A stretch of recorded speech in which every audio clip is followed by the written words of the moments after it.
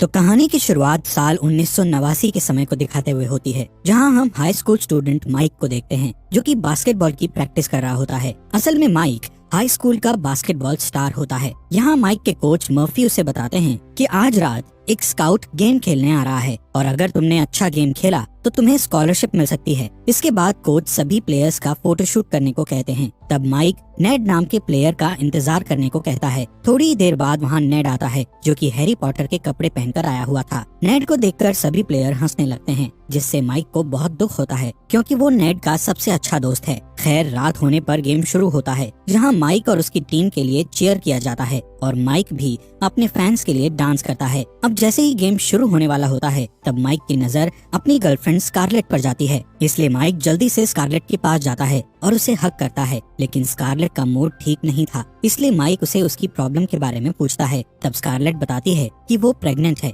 ये सुनकर माइक बहुत हैरान हो जाता है, लेकिन स्कारलेट उसे गेम पर ध्यान देने को कहती है क्योंकि ये गेम माइक के लिए बहुत जरूरी था। इसके बाद माइक गेम खेलने के लिए चला जाता है, लेकिन उसका पूरा ध्यान स्कारलेट पर ही होता है। इसी दौरान स्कारलेट उदास होकर वहाँ से जाने लगती है, जिसे जाता देख माइक अपना गेम छोड़ देता है और उसके पीछे चला जाता है। यहाँ माइक स्कारलेट को रोक लेता है और उससे कहता है कि मैं तुम्हारे साथ फैमिली बनाना चाहता हूँ, जिस पर स्कारलेट कहती है कि मेरी वजह से तुम्हारा फ्यूचर खराब हो जाएगा, इसलिए तुम्हें गेम पर ध्यान देना चाहिए। तभी स्कारलेट उससे दूर जाने की कोशिश करती है, लेकिन माइक उसे रोकता है और उसके साथ नई शुरुआत करने का कहता है। यहाँ से सीन शिफ्ट होता है और हमें 20 साल बाद का सीन दिखाया जाता है, जहाँ माइक की उम्र अब 37 साल हो चुकी है और वो अपने दोस्त नेड के घर में रहता है। नेड एक अरबपति था। वो दोनों एक साथ नाश्ता करते हैं और उनकी बातों से पता चलता है कि माइक की वाइफ स्कारलेट ने उसे घर से निकाल दिया है और वो उसके साथ डिवोर्स लेना चाहती है। इधर माइक अपने प्रमोशन का सोचकर काफी खुश था क्योंकि उसे लग रहा था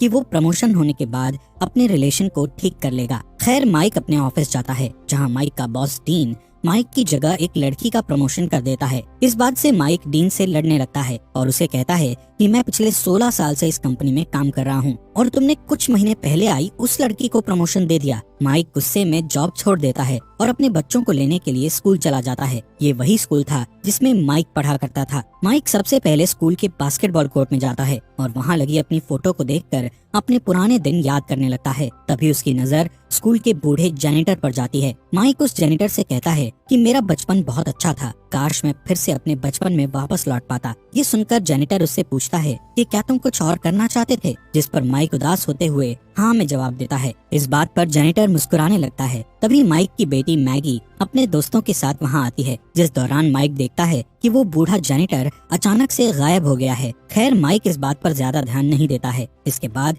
वो अपने बेटे एलेक्स और मैगी को आइसक्रीम खिलाने के लिए ले जाता है, जहाँ एलेक्स और मैगी अपने आप में बिजी रहते हैं और माइक से बात नहीं कर रहे होते हैं। असल में वो दोनों अपने पेरेंट्स के अलग होने वाली बात से खुश नहीं थे। फिर वो दोनों को घर छोड़ देता है और बैकयार्ड में चला जाता है, जहाँ स्कारलेट बैकयार्ड में रखे कुछ सामान को फेंक रही थी क्योंकि वो बैकयार्ड में कुछ बदलाव करना चाहती थी। पर माइक को ये सब पसंद नहीं आता है। साथ ही उनका अभी तक तलाक नहीं हुआ था और स्कारलेट ने अभी से अपनी नई जिंदगी की शुरुआत कर दी थी, इसलिए माइक को गुस्सा आता है और वो स्कारलेट से कहता है कि हम इतने साल से एक साथ हैं तो फिर अचानक से अलग कैसे हो सकते हैं। ये सुनकर स्कारलेट उससे कहती है कि अब हम एक दूसरे के साथ नहीं रह सकते। तभी स्कारलेट की फ्रेंड नोमी वहाँ आती है और स्कारलेट को वहाँ से ले जाती है। अब माइक उदास होकर वहाँ से चला जाता है, जिस दौरान बहुत तेज बारिश होने लगती है। जैसे ही माइक एक पुल पर पहुँचता है तो उसे पुल पर एक आदमी दिखाई देता है जो कि नदी में कूदने की कोशिश कर रहा था। माइक उस आदमी को रोकने के लिए चिल्लाता है, जिससे वो आदमी पीछे मुड़कर देखता है। तब माइक को पता चलता है कि वो बूढ़ा आदमी कोई और नहीं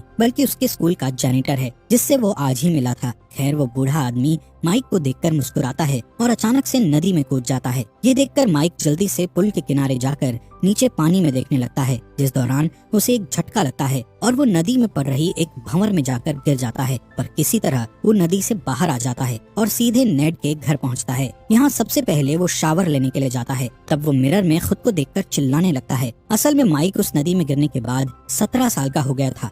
माइक की चीख सुनकर नेड वॉशरूम में आ जाता है और माइक को अनजान समझकर उस पर हमला करने लगता है, जिससे दोनों के बीच हाथापाई होने लगती है। तब माइक उसे समझाने की कोशिश करता है, लेकिन नेड उसकी बात नहीं सुनता। इसलिए माइक नेड को बचपन के बारे में बताकर उसे याद दिलाने की कोशिश करता है कि वो उसका दोस्त माइक ही है। तभी नेड की नजर माइक की पुरानी फोटो पर जाती है, जिसे देखकर नेड समझ जाता है कि वो उसका दोस्त माइक है। अब नेड और माइक समझने की कोशिश करते हैं कि आखिर उसके साथ क्या हुआ है। तब नेड कहता है, मुझे लगता है कि तुम्हें स्पिरिट गाइड ने वापस से 17 साल का बना दिया है। ये सुनकर माइक को लगता है कि वो बूढ़ा जेनिटर ही स्पिरिट गाइड था और उसी ने उसे 17 साल का बनाया होगा। इसलिए माइक जल्दी से अपने स्कूल जाता है और स्टूडेंट से उस बूढ़े जेनिटर के बारे में पूछने लगता है। तब माइक को एक फीमेल जेनिटर बताती है कि वो इस स्कूल की जेनिटर है और उसके अलावा यहाँ कोई भी जेनिटर नहीं है। तभी माइक को एक रोशनी दिखाई देती है जो कि फर्श पर पड़े पानी से आ रही थी। जब माइक पानी को देखते हुए आगे बढ़ता है तो वो बास्केटबॉल कोर्ट में पहुँच जाता है, जिससे उसे लगता है कि शायद उसे भगवान ने एक और मौका दिया है ताकि वो अपनी जिंदगी को दोबारा से शुरू कर सके। इसलिए सबसे पहले वो नेड के पास जाता है और उसे बताता है कि मैं हाई स्कूल में फिर से पढ़ना चाहता हूँ। इस बात पर नेड मना करता है, पर माइक ने डिसीजन ले लिया था, इसलिए नेड को उसकी बात माननी पड़ती है। जिसके बाद नेड और माइक हाई स्कूल जाते हैं, जहां नेड माइक को अपना बेटा बनाकर उसका एडमिशन करवाता है और माइक को नया नाम देकर उसे मार्क बुलाता है। यहाँ नेड जब प्रिंसिपल जेन को देखता है तो उसे जेन से प्यार हो जाता है, इसलिए वो इसके साथ फ्लर्ट करने लगता है, लेकिन माइक उसे खींचकर बाहर ले जाता है। माइक बहुत ही अजीब कपड़े पहने हुए था, इसलिए स्टूडेंट्स उसके कपड़ों को देखकर हंसने लगते हैं, इसलिए नेड उसे शॉपिंग कराता है। अगले दिन माइक अच्छे कपड़े पहनकर एक स्पोर्ट्स कार से स्कूल आता है, जिससे उसे सभी देखने लगते हैं। इसके बाद माइक अपनी क्लास में जाता है, जहां उसके पास स्कारलेट का फोन आता है। असल में आज उनके डिवोर्स की सुनवाई थी, पर माइक इस हाल में कोर्ट नहीं जा सकता था, इसलिए वो स्कारलेट से झूठ बोलता है कि वो देश से बाहर आया हुआ है।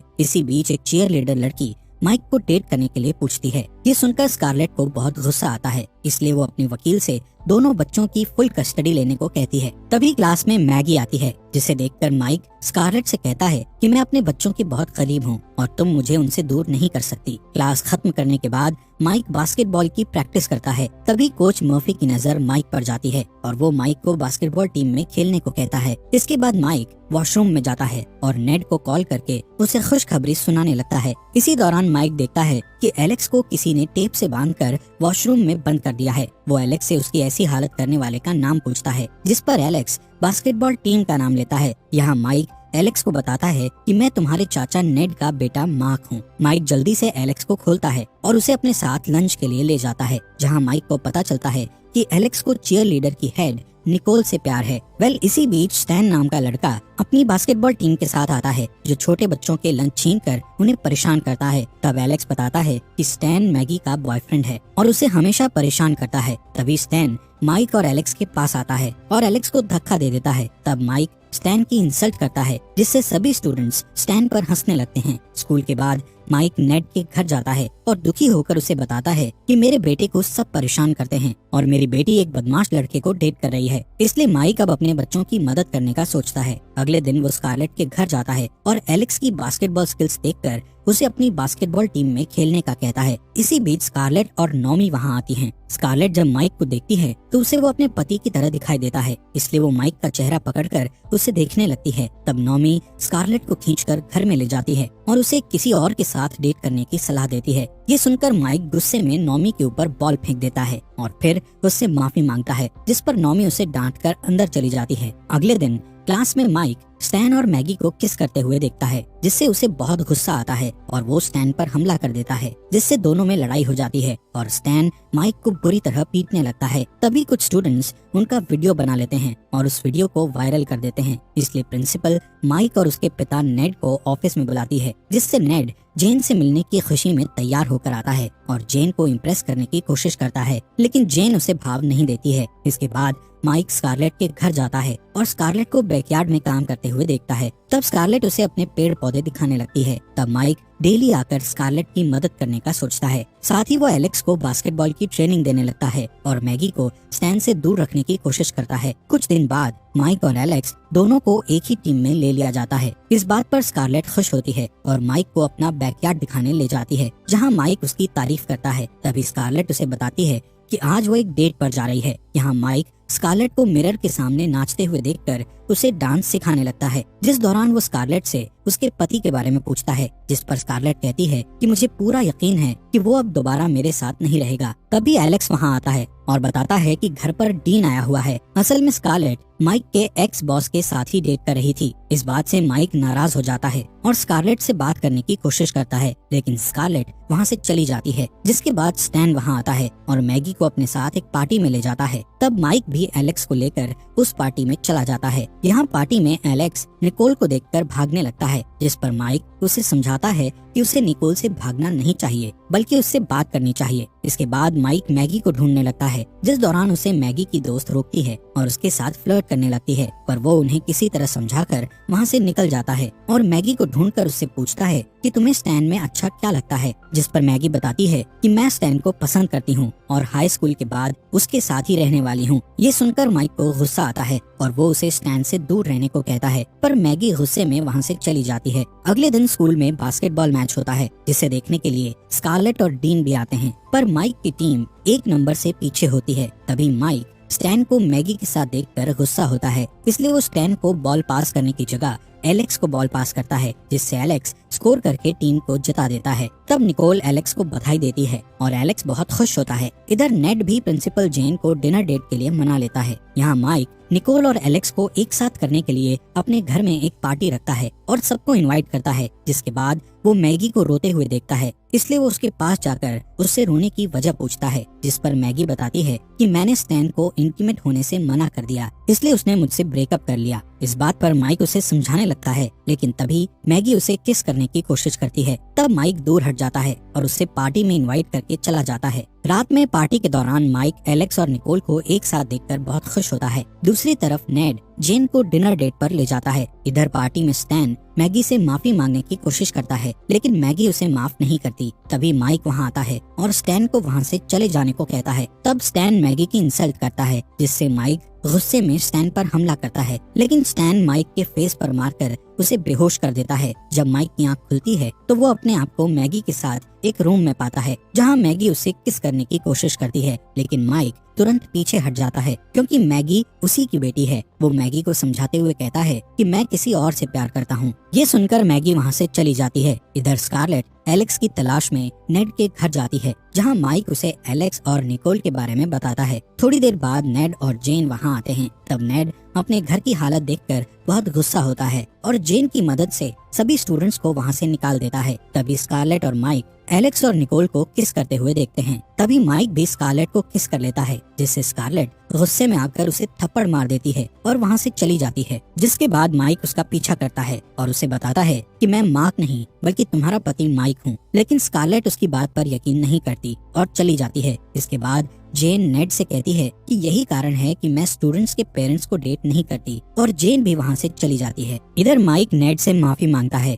जिस पर नेड भी उसे थप्पड़ मार देता है। अगली सुबह नेड अपने घर को साफ करता है, जबकि माइक कल रात की घटना के बारे में सोचकर दुखी होता है। खैर, आज ही के दिन माइक और स्कारलेट के तलाक की भी सुनवाई थी, इसलिए माइक नेड से कोर्ट में चलने का कहता है, लेकिन कोर्ट में पहुंचने के बाद जज उन्हें बाहर निकालने का आदेश देता है, क्योंकि उन दोनों का इस केस से कोई भी संबंध नहीं था। पर तभी माइक चिल्लाते हुए कहता है कि मेरे पास माइक का एक लेटर है। ये सुनकर स्कारलेट उस लेटर को सुनने के लिए कहती है। तब माइक रोते हुए लेटर पढ़ता है और स्कारलेट को याद दिलाता है कि वो दोनों कैसे मिले थे और वो उसे कितना प्यार करता है। साथ ही वो स्कारलेट से सभी गलतियों के लिए माफी मांगता है और डिवोर्स का मना करता है। ये सुनकर स्कारलेट भी दुखी हो जाती है। तभी माइक उस लेटर को वहीं छोड़कर बाहर चला जाता है। स्कारलेट जज से सुनवाई की डेट आगे बढ़ाने का कहती है, और जब वो उस लेटर को देखती है तो उसमें सिर्फ डायरेक्शंस के बारे में लिखा होता है। यहाँ माइक नेड से कहता है कि मुझे अपने परिवार से दूर हो जाना चाहिए और अपनी नई जिंदगी शुरू करनी चाहिए। दूसरी तरफ स्कारलेट माइक की 1989 के समय की तस्वीर देखती है, साथ ही एक लेटर देखती है जो कि माइक ने उसके लिए लिखा था। यहाँ से सीन शिफ्ट होता है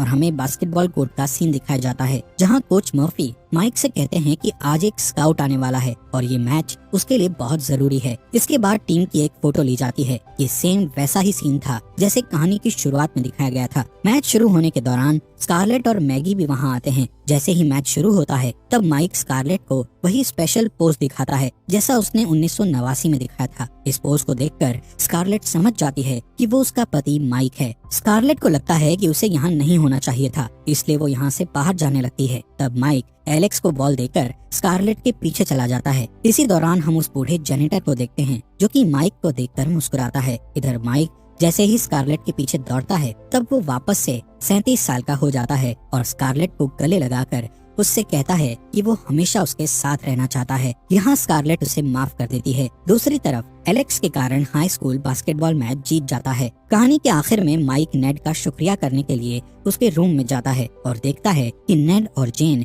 एक दूसरे के साथ रिलेशन में आ चुके हैं। इसके बाद माइक को हाई स्कूल के बास्केटबॉल कोच की जॉब मिल जाती है और वो दोबारा से अपनी फैमिली के साथ खुशी से रहने लगता है। और इसी के साथ ये मूवी यहीं पर खत्म हो जाती है।